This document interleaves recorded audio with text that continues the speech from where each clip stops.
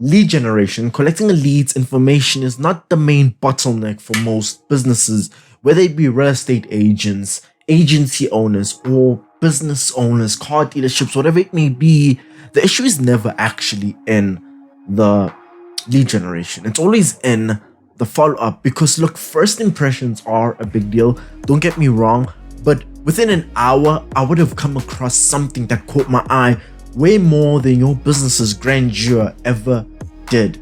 So in this video, that's what we're talking about: follow-up, and how to not hate what you're doing, because follow-up is a really big deal, and it is the do or die when it comes to whether or not you'll actually increase the revenue of your business. So what type of follow-up? Because it's a very specific kind of follow-up. It's a follow-up that is systemized, automated, scheduled, and more specifically personalized. A personalized follow-up with all of these attributes.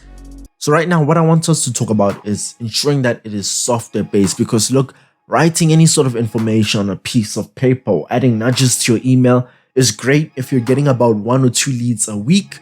But if you're getting about 5 or 10 leads a day, that really starts adding up, and pretty soon you have an exam pad filled with notes, or you're getting like 100 nudges every single day from Gmail or Yahoo, whatever your email provider is.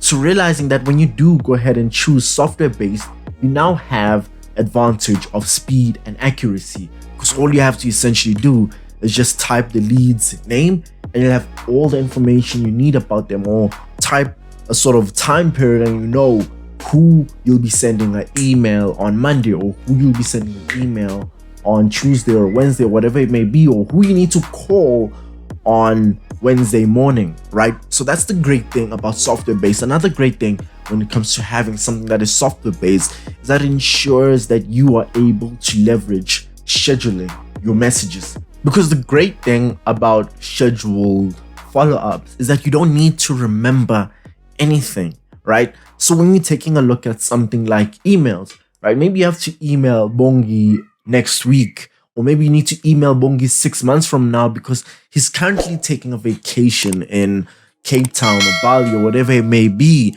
So when you can actually schedule the follow-up, you can just schedule it and forget about it, right? You schedule it and just totally forget about it, and the only time you'll ever remember that you scheduled an email for 3 months from now is when Bongi actually says, hey, just received your email, let's go for it, let's have that meeting, right? Or let's go for it, let me actually check out the demo, let me see what your business is about. So that's the great thing about schedule. Now, it can actually work for a plethora of things when it comes to scheduling your follow-up. So if you're scheduling with emails, you can use something like Gmail or Woodpecker or Gmass, whatever it is you feel works best for you. Specifically for us, we use Gmass, and we also handle all the initial emails ourselves because we like to pick who we want to actually reach out to, so that we aren't reaching out to people who are unqualified. Now, another thing could be LinkedIn, right? Maybe you want to schedule follow-ups with LinkedIn.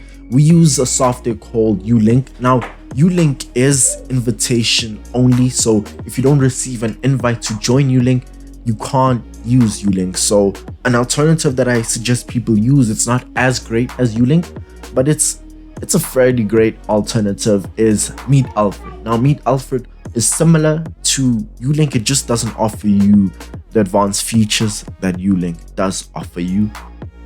So that's great for LinkedIn. You could use something like Twilio for something like SMS scheduled follow-ups.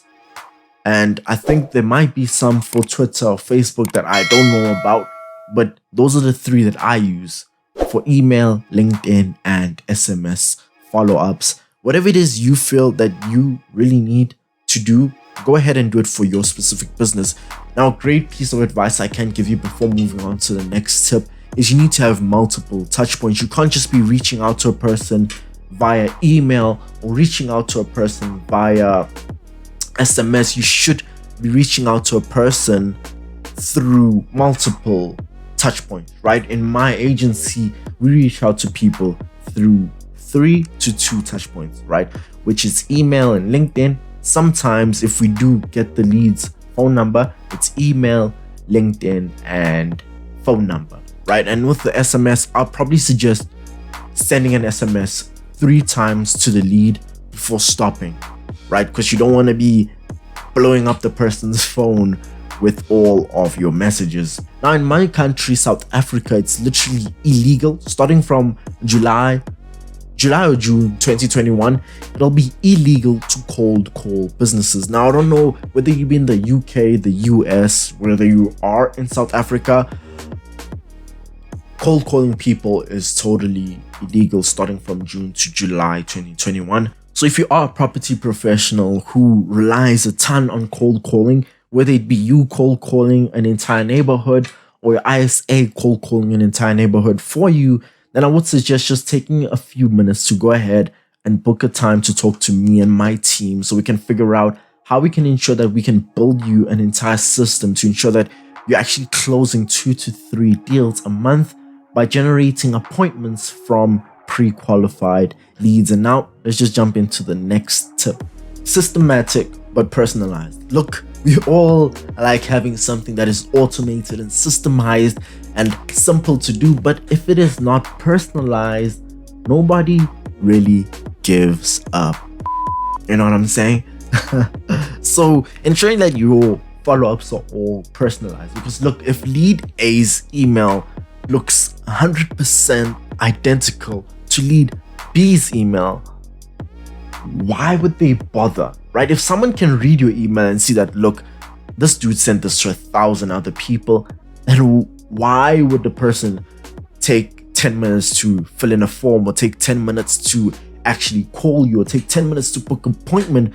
Because they see, why should I give you 10 minutes if you couldn't even give me 5 minutes to find out more information about me, right? You need to personalize it, because when you do actually personalize your follow-ups and personalize your messaging, then it ensures that a person realizes that, oh, this person has a solution that can help me specifically, not a solution that can kind of help me, right? Because someone is looking for a specific solution, right? A specific painkiller. And the great thing about this is that you only need about 3 to 5 personalized touch points.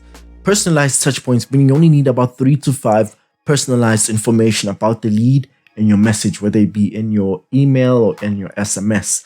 Now, those 3 to 5, I'll go ahead and name them for you right now. We'll just pop them up on the screen, which is, the first one is their name.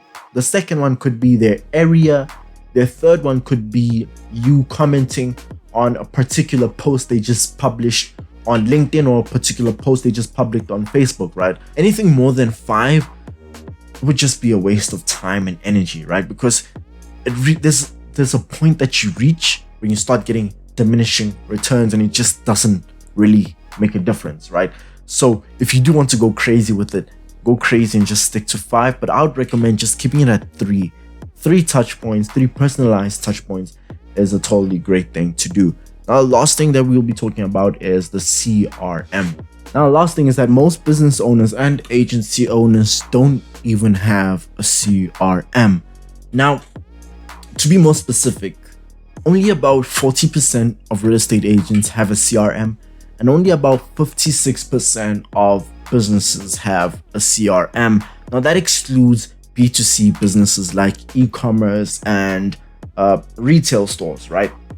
The great thing about the CRM is that it literally handles all of this for you. It handles where your lead actually is in the entire sales process. It also handles any sort of notes each specific lead has. So if you're a real estate agent, or if you're just a business owner or an agency owner, you need to know where in the process every single one of your lead is, and any sort of notes you have about them, right? So does this agent only want you to contact them on Sunday? Well, great.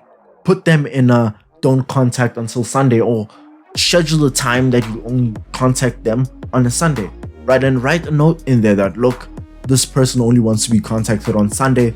Only move them across the sales process on Sundays only, right? Then that person will only move in the sales process only on a Sundays, because they only want to be contacted and communicate on a Sunday, right? That might be a horrible example, but as long as you get the idea.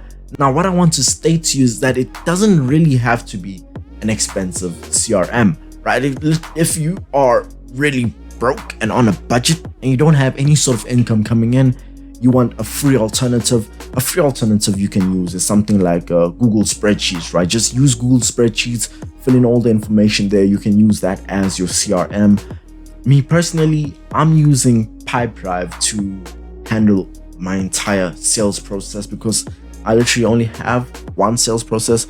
If you have like more than one sales process, so if you have like something like inbound and outbound marketing, so you're getting leads from Facebook ads, Google ads, and you're also getting leads from your outreach, well, that's when you'd want to have something like 2 sales processes, and something like Pipedrive wouldn't really be your cup of tea. But personally, I'm trying to actually consider within the next 6 to 3 months use a software like close.io. It is quite expensive, but there's only like 2 to 3 people in my team. I say 2 to 3 because the third one is actually just a freelancer that we sometimes hire to contract, right?